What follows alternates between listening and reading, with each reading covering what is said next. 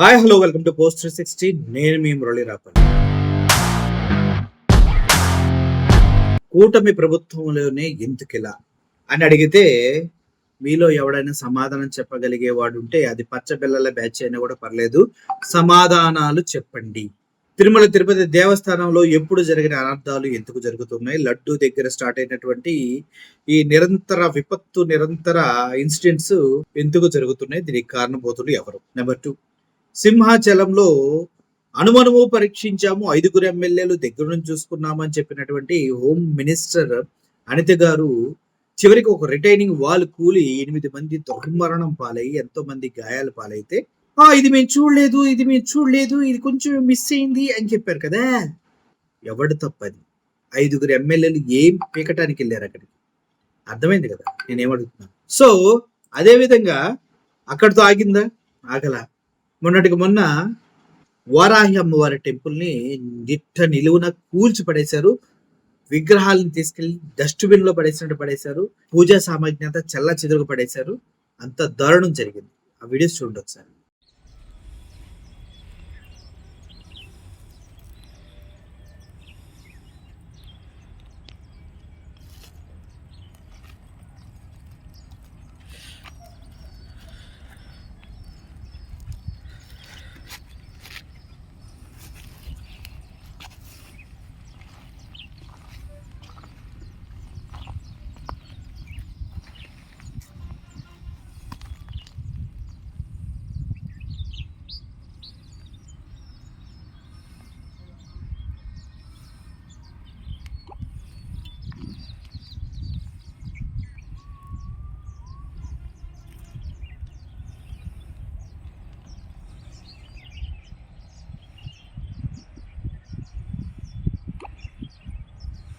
చూశారు కదా, ఎందుకు కూటమి ప్రభుత్వం దీనిపైన మాట్లాడట్లేదు? తెలుగుదేశం పార్టీ నాయకులే కదా ఇదంతా చేస్తుంది, దాని గురించి ఎందుకు పట్టించుకోదు? వారాహి అని వాహనానికి పేరు పెట్టుకోగానే ఆయన ఏదో పెద్ద వారాహి భక్తుడిగా చాలా మంది ఫీల్ అయ్యారు పవన్ కళ్యాణ్ గురించి. పైగా సనాతని కూడా. ఇప్పుడు ఆయన ఏం పీకుతున్నాడు, ఎక్కడున్నాడు చెప్పండి. అండ్ నెక్స్ట్, నేను తిరుపతి దగ్గరలో ఉన్నటువంటి నాగాలమ్మ గుడిని కూల్చేస్తున్న టీడీపీ నాయకులు. ఏం చేస్తుంది ప్రభుత్వం? ఇన్ని దారుణాలు వరుసగా జరుగుతుంటే ఏం చేస్తుంది ప్రభుత్వం? ఎందుకు కూటమి ప్రభుత్వంలోనే హిందువుల పైన ఇటువంటి దాడులు జరుగుతూ ఉన్నాయి? శాతకాని ప్రభుత్వం అవడం వల్ల, లేదంటే ఏం దాడులు చేసినా కూడా వాళ్ళే చేస్తారు కాబట్టి ఎవరు పట్టించుకోరలా? చెప్పండి మీరే. ఇదంతా ఒక ఎత్తు అయితే, కూర్మ గ్రామం అని ఒకటి ఉంటుంది, అది మీకు తెలుసా? ఇస్కాన్ ఆధ్వర్యంలో శ్రీకాకుళం పాతపట్నం నియోజకవర్గం ఉంటుంది. అందుట్లో హిరామండలం కిటాలపాడు పంచాయతీ పరిధిలో కూర్మ గ్రామం అని ఉంటుంది. ఇది మీరు యూట్యూబ్ లో కొడితే చాలా వీడియోస్ వస్తాయి. ఇక్కడ వాళ్ళంతా ప్రకృతి జీవనాన్ని గడుపుతూ ఉంటారు. అంటే చెప్పులు వేసుకోరు, కరెంటు ఉండదు, అన్నిటికీ మించి వాళ్ళ ఆహార పద్ధతులు వాళ్ళే పండించుకొని, వాళ్ళే దున్నుకొని, వాళ్ళే చేసుకొని, వాళ్ళే ఆర్గానిక్ లైఫ్ లీడ్ చేస్తూ ఉంటారు. ఆ స్థలం పైన కన్నేసిన టీడీపీ నాయకులు దాన్ని దోచుకోవాలని చూస్తే వాళ్ళు ఇవ్వలేదు. తద్వారా కక్ష కట్టి ఆ గ్రామంలో ఉన్నటువంటి వాళ్ళు కృష్ణుడిని పూజిస్తారు, ఇస్కాన్ టెంపుల్ సంబంధించిన వాళ్ళు కాబట్టి ఆ కృష్ణుని మందిరాన్ని కాల్చేశారు. టెంపుల్ని వాళ్ళు ప్రార్థనా మందిరం అంటారు, దాన్ని కాల్చేశారు. మంటల్లో దగ్ధం అయిపోతూ ఉంది ఆ మందిరం. అలనాటి ఒక ఆధ్యాత్మిక గ్రామంలో స్థలాన్ని కూటమి నాయకులు ఖాళీ చేయమని బెదిరించి కబ్జా చేయడానికి ప్రయత్నించి ఒప్పుకోకపోవడంతో ఆధ్యాత్మిక ప్రసంగాలు చేసే రాధాకృష్ణ మందిరాన్ని నిప్పంటించి కాల్చి పొడి చేశారు. ఏంటిది? ఏమంటారు దీన్ని? పవన్ కళ్యాణ్ గారు, సనాతని గారు, దీనిపైన మీరు స్పందించరా? సిగ్గు లేదా? మీది ఒక బ్రతుకేనా అని అందరూ అడుగుతున్నారు సార్. వరుసగా నేను ఇప్పుడు చెప్పాను 5 ఇన్సిడెంట్స్. ఆ 5 ఇన్సిడెంట్ లో ఏ ఒక్కదానికి మీరు స్పందించలేదే? ఏమనాలి మిమ్మల్ని? నా అన్అపాలజెటిక్ సనాతని అని చెప్పుకోవడంలో నేనా? పని చేయటంలో లేదా? హిందువులు దేవాలయాలకి అపవిత్రత వాటిల్లే విధంగా కూల్చివేతలకి, ఇలా తగలబెట్టడానికి, దారుణంగా మనుషులు చనిపోవడానికి కారణం కేవలం కూటమి ప్రభుత్వంలో హిందువుల పట్ల ఉన్నటువంటి నిర్లక్ష్యమేనా అని అందరూ అడుగుతూ ఉన్నారు. మీరేమంటారు సార్? ఒకసారి కూర్మ గ్రామంలో ఆ రాధాకృష్ణుల ప్రార్థనా స్థలాన్ని తగలబెట్టిన వీడియోస్ ఒకసారి చూడండి.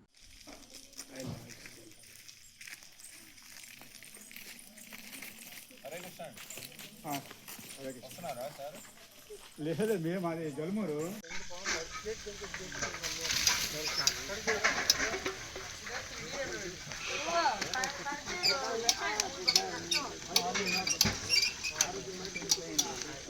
లక్ష్మీ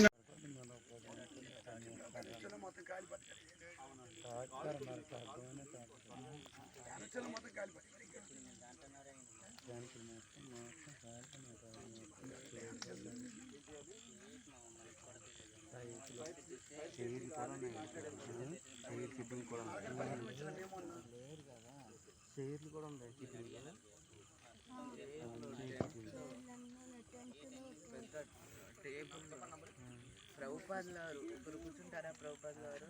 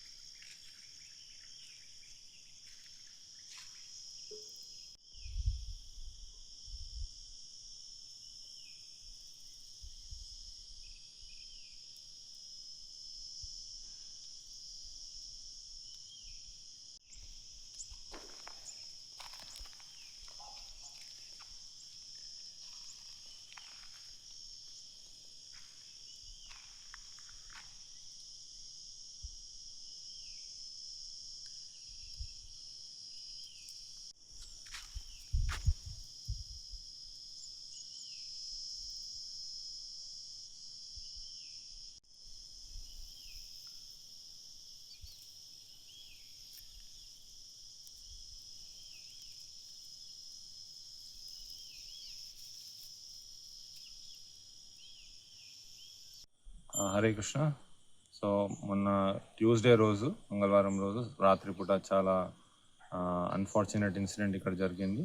మా మందిరం, రాధాకృష్ణ మందిరం, ఎక్కడైతే ప్రతిరోజు పొద్దున్న 4:30కి బ్రహ్మముహూర్తంలో ఆరతి జరుగుతుంది, ఒక వేలాది మందికి అక్కడ భగవద్గీత, భాగవతం ప్రవచనం జరుగుతుంది, చాలామందికి అక్కడ ప్రసాదం వితరణ అవుతుంది. అదంతా కూడా కాలిపోయింది.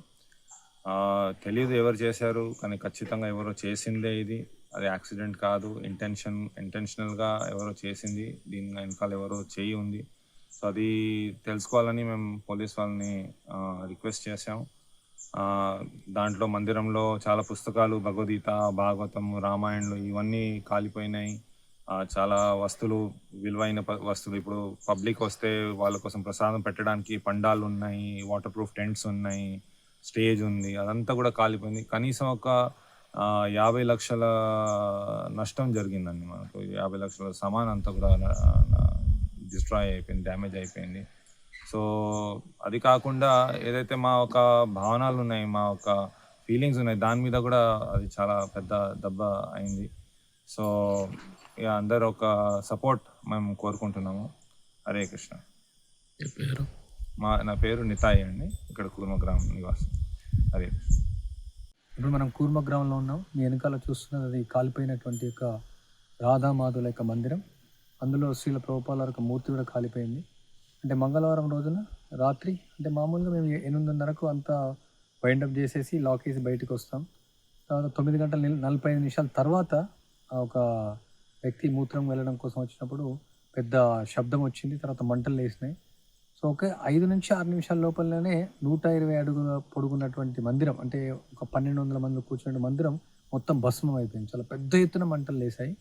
అది గడ్డి మందిరం ఓకే, అయినప్పటికీ బట్ అంత తక్కువ టైంలోనే ఈ యొక్క మందిరం అనేది కావడం అనేది అంత సులభం కాదు. అక్కడ లోపల ఉన్నటువంటి దీపాలన్నీ కూడా పూర్తిగా ఆర్పివేయబడ్డాయి. ఒకవేళ దీపం ఉన్నప్పటికి కూడా అలా జరగదు. ఎందుకంటే లోపల ఉన్నటువంటి తాటి దూలాలు అవి. తాటి దూలాలు దీపం వల్ల అవి కాలవు. మనం దీపం పట్టుకొని ఎక్స్పెరిమెంట్ చేసిన గంట సేపు అయినా అది కాలదనమాట. ఆ చెక్క కింద ఉందంతా కూడా చెక్క. బట్ కానీ పైన మాత్రం గడ్డి ఉంది. గడ్డి కాలే అవకాశం ఉంటుంది. మరి కింది నుంచి ఉన్నటువంటి 18 అడుగుల హైట్ ఉంది. సో అందువల్ల ఇది చాలా స్పష్టంగా తెలుస్తుంది. ఎవరో వ్యతిరేకమైన వ్యక్తులు, అసూయాపరులు, గిట్టని వాళ్ళు ఈ యొక్క అఘాయిత్యానికి పాల్పడ్డారు దుండగులు. సో వాళ్ళకు తగిన చర్య తీసుకోవాలా. మన తర్వాత ఫైర్ ఇంజిన్ పిలిచాము, పోలీస్ స్టేషన్ కంప్లైంట్ ఇచ్చాం. పోలీసులు ఇప్పుడు దర్యాప్తు చేస్తున్న ఇన్వెస్టిగేషన్లో ఉన్నారు. తప్పకుండా వాళ్ళు దొరుకుతారు. సో ఇది భగవంతుడి యొక్క పుస్తకాలు అందులో ఉన్నాయి, భగవంతుడికి సంబంధించిన వస్తువులు ఉన్నాయి, మృదంగాలు ఉన్నాయి, కరతాళాలు ఉన్నాయి, పూజా ప్లేట్లు ఉన్నాయి, దానిలో కూర్చోవడానికి చైర్లు ఉన్నాయి.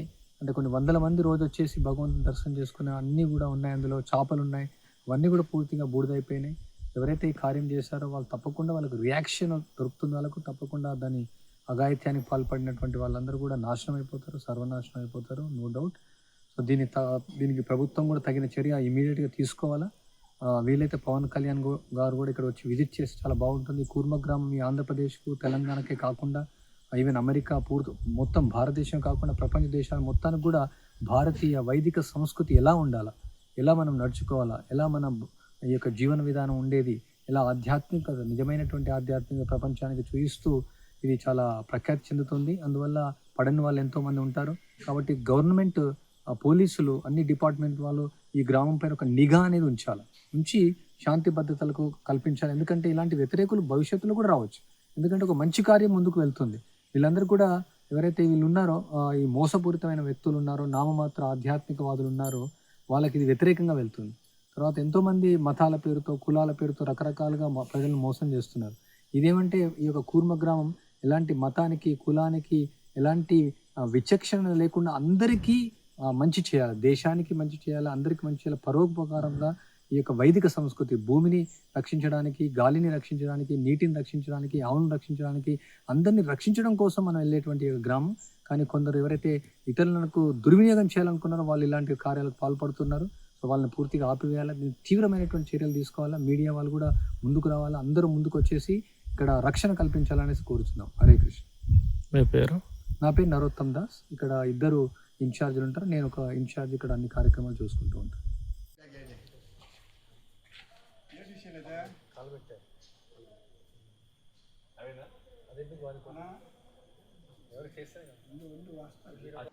చూశారు కదా. అదేవిధంగా నాగాలమ్మ చెప్పాను కదా, అక్కడ చూడండి ఎంత గొడవైంది, ఎలా కొట్టుకుంటున్నారు.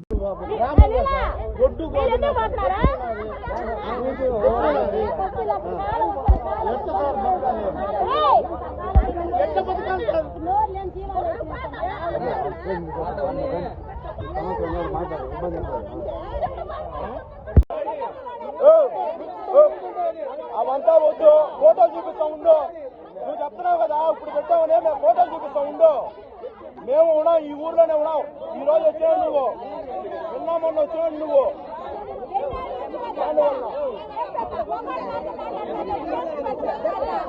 ఇప్పుడు బిడే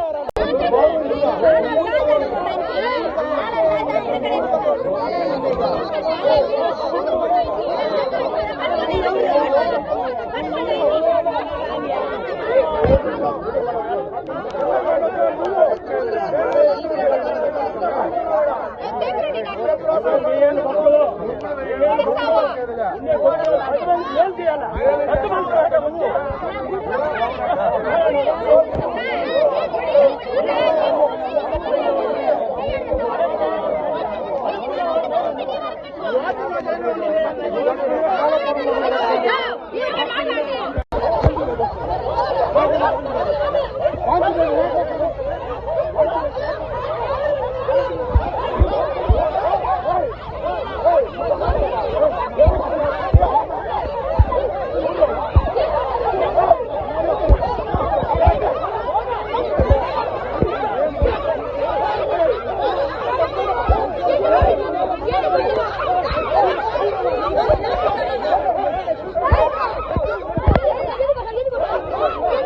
చూశారు కదా. ఇక తిరుపతిది, మన సింహాచలం అప్పన్నది అయితే మీ అందరికీ తెలుసు. సో వీటన్నిటిపైన ఎందుకు ప్రభుత్వాలు హిందూ మందిరాలపైన, గుళ్ళపైన జరుగుతున్నటువంటి దాడిని ఎందుకు ప్రశ్నించరు?